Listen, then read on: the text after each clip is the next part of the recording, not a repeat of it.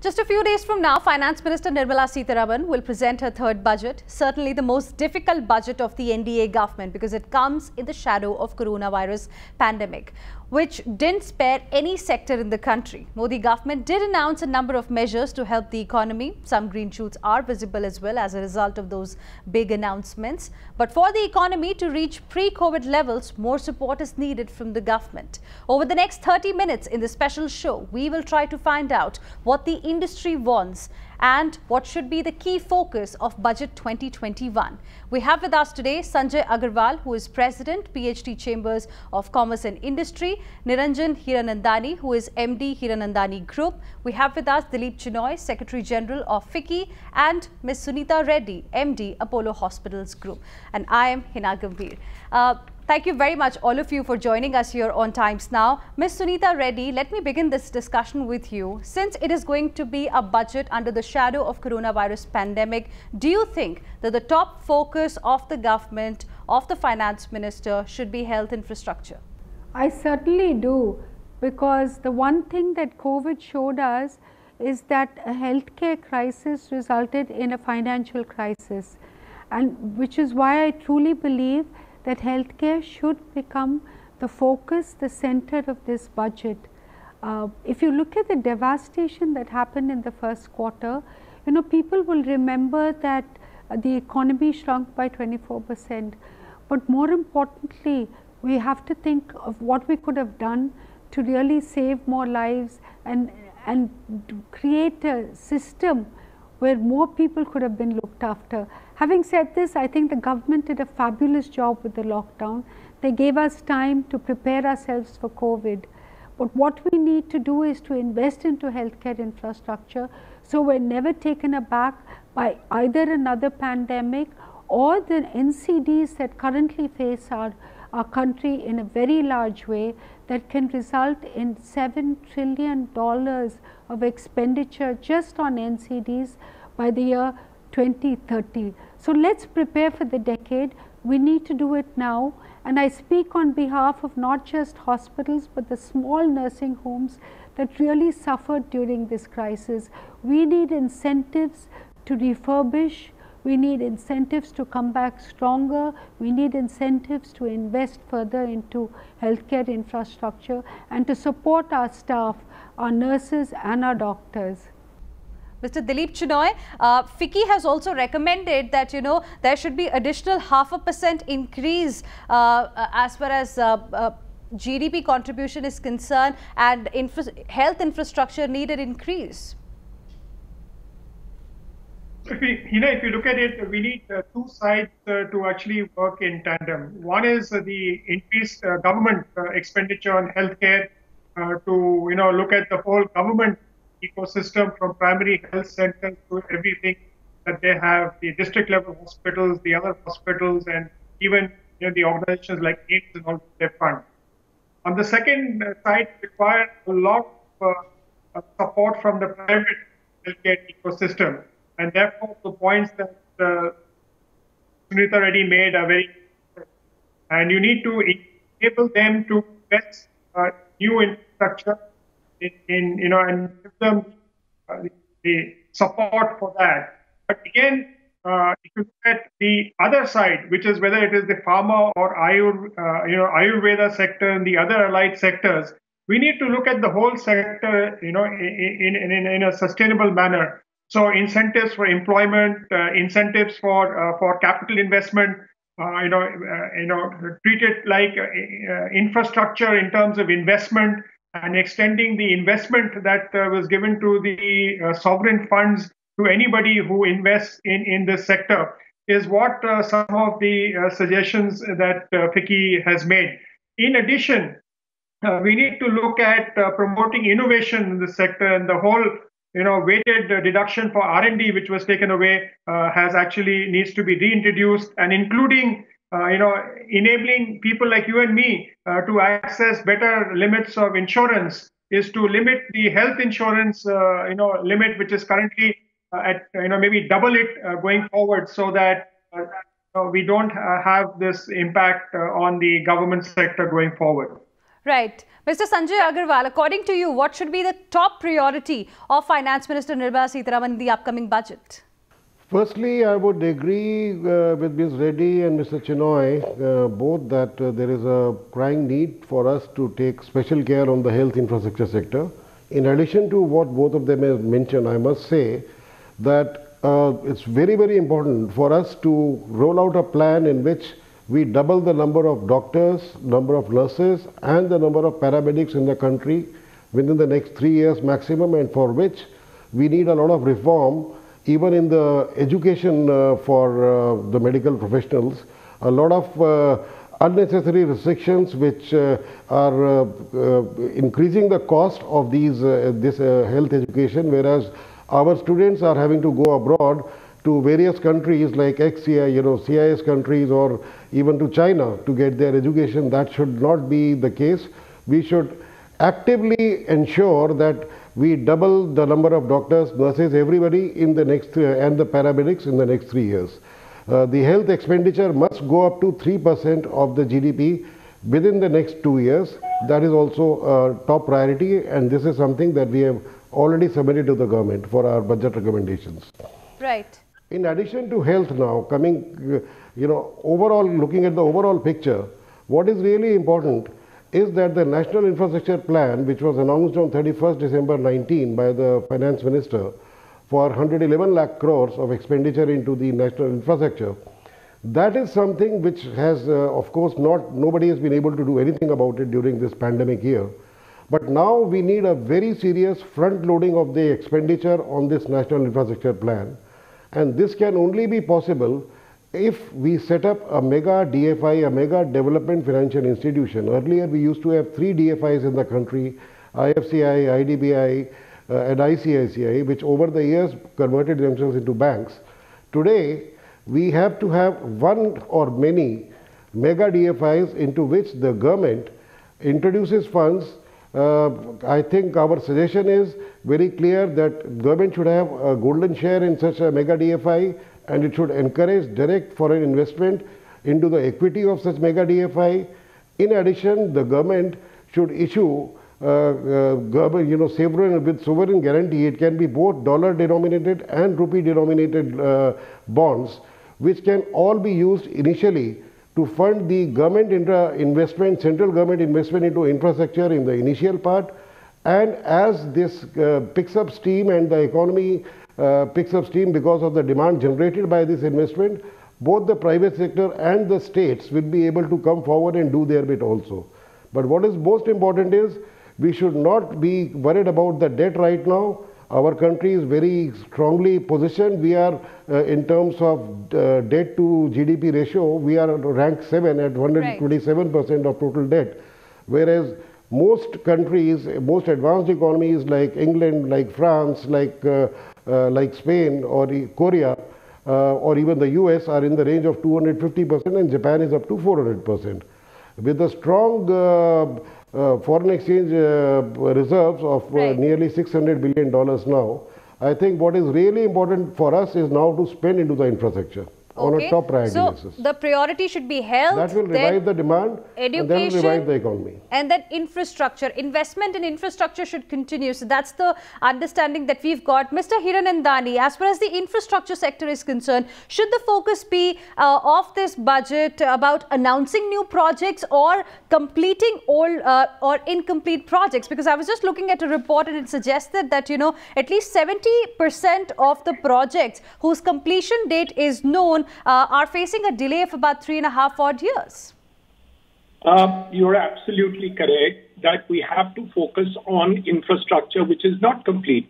But if you want a $5 trillion economy, if you want to push the country from a negative of 7.5% to a plus of 10% GDP by the end of the year of 2021, it's not enough to complete the whole project.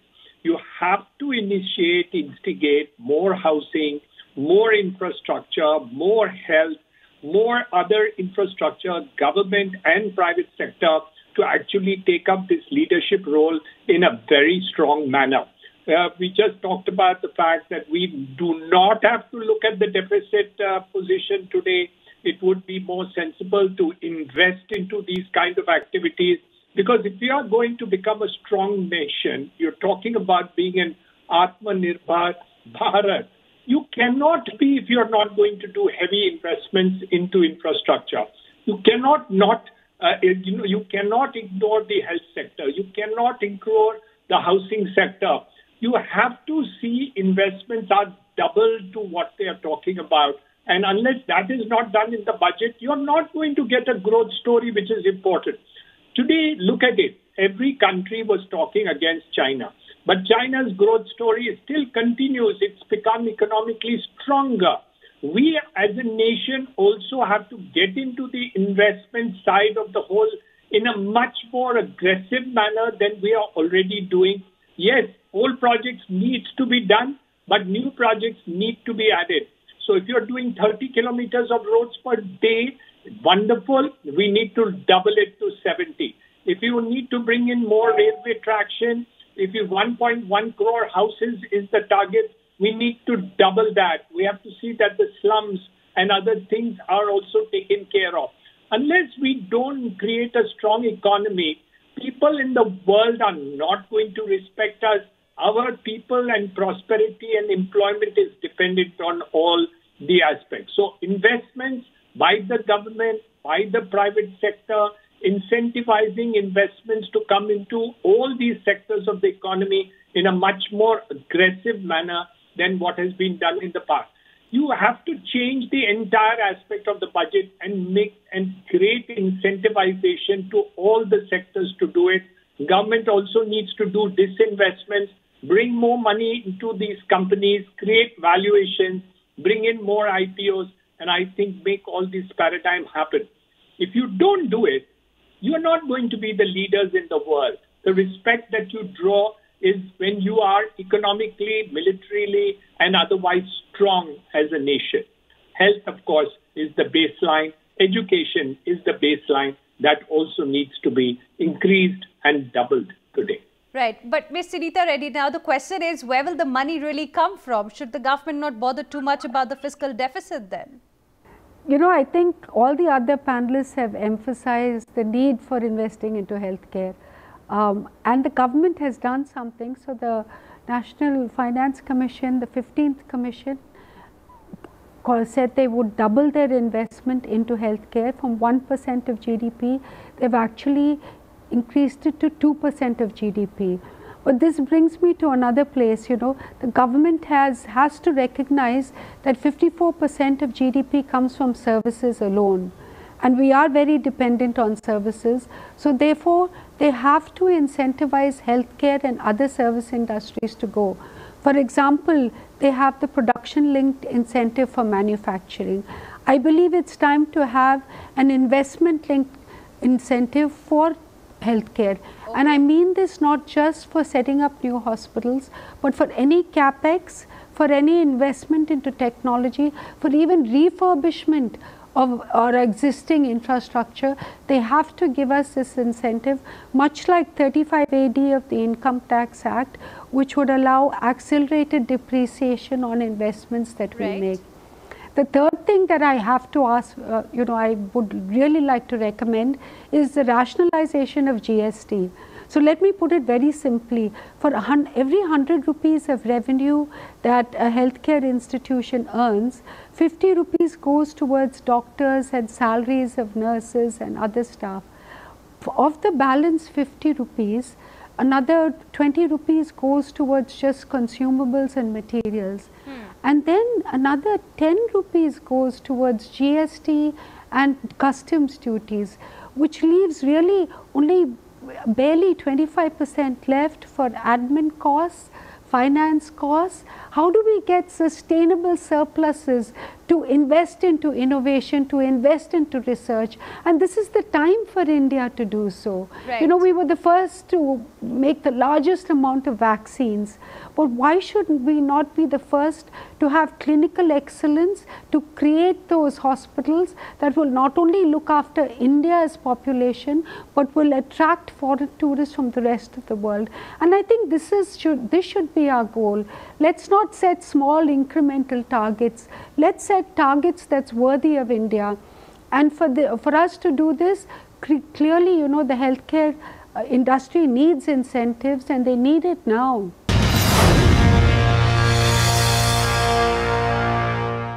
Mr. Sanjay Agarwal, again, the question is that, you know, there's also another demand coming that the corporate tax should be reduced further, more and more incentives should be given to the industry. The point is, should the government then not think too much about the fiscal deficit target this year or the roadmap ahead? You see, you have mentioned two separate aspects. One is whether the corporate tax should be reduced below 25%, which is existing right now. I think there is definitely a need and fiscal space to do that. Our chamber firmly believes that the tax GDP ratio can always be improved by bringing down the taxes, not by increasing the taxes. And if we do come to a stage where we reduce these taxes, I think it should be better. It should not be bad for the fiscal deficit, number one. Number two, the MSMEs, which are mostly structured as partnerships or as LLPs or as proprietorships, they are suffering from a much higher rate of income tax because they are amenable to, you know, so those tax rates need to be brought in line with the corporate tax rates. Otherwise, the MSMEs are at a huge disadvantage in terms of the taxation. That is another demand that the chamber has given. As far as the fiscal deficit is concerned, the largest economies in the world, the most prosperous economies in the world have not bothered about fiscal deficit in this time of pandemic. We have heard about 15, even 20% of the deficit GDP going into deficit. And this is not the time to be looking at deficit. It is the time to survive and to make the economy come alive again. So there should be absolutely no hesitation in looking at increasing the fiscal deficit. That is, I think, more or less a consensus that I'm hearing from economists across the world and economists in India also. Right. What is your point of view, Mr. Dilip Chinoy, on fiscal deficit? So, Mr. Sanjay Agarwal mentioned that this year, of course, we're going to beat the FRBM limit. Next year, we should also, we should not really look at that, but we need a 3-year plan. And, it's important because we're not going to be able to come over this crisis, even if we have a 10% growth or something next year. If you look in reality, compared to 1920, it'll only be just about a 2% over the 1920 figures. So we have to, not be taken away by growth numbers of, whether we are -7 this year and +10 or 12 next year. We need to look at it in totality. You also asked the question of how to raise resources. That was your question there. And I think there are many, many ways to actually do that. For example, of course, Mr. Hiranandani talked about disinvestment, right? That is one. But the government also has a large number of PSU shares. And, if you're really confident about it, like private companies pledge shares to raise finances, I think the government can look at pledging PSU shares to raise finances. The second thing that the government could do, and they have been doing it pretty good, is to monetize some of the assets that they have going forward. And this is a really good time to introduce long-term pandemic bonds there, because in the world you have many in some countries negative interest rates. So if you look at attracting low-cost capital, it will be even attractive to those entities to invest in India. And of course, we have been talking from the FICCI side of, that we have a whole lot of enemy property here, how we can actually monetize that going forward. There is also a kind of an approach that has been suggested, is to look at the hidden gold with a lot of people and create a scheme by which people pay a notional tax on that. You have the Vivad Se Vishwas scheme for income tax, but if we can look at that something for gold, then that could also add additional, revenue to the government. Okay. So, Right. Very interesting. Those are the kind of ideas that the industry has. What Mr. Chinoy said, I would like to add something. Yes. What I would like to add is that, as he very rightly mentioned, there is a need for pandemic bonds, or whatever we might call them. But the point is, of course, that there is so much extra money lapping around for international money markets, and that money is finding its way into non-productive uses by, for example, fueling up the stock exchange prices of shares. A lot of it has happened in India also. Now, instead of that money, which is practically moving around searching for returns, because of the free money, or the rather very lax money policy followed by most of the Western banks, what is needed right now is that if we offer a safe platform like DFI bonds, which are having a sovereign guarantee, that should be an ideal way to raise funds for our infrastructure investment and to revive the demand. Okay, Mr. Hiranandani, I would like to give you the last word. What is that one thing, if is not there in the budget, that will disappoint you?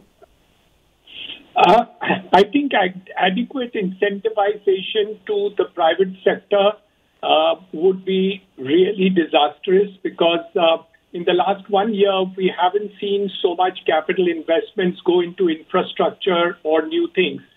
Just now, all the panelists have talked about whether it was health, whether it was education, whether it has been in terms of large infrastructure banks.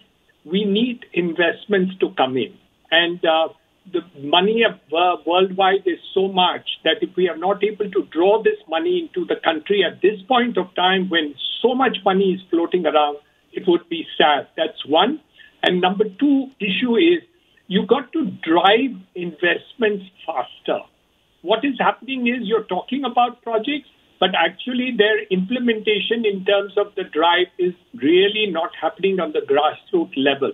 So investments into various sectors are taking too much time in order to get implemented. So lots of stories moving about in terms of new infrastructure and development to take place, but not fast enough rollout in order to make a difference to the quality of life to the individual Indian.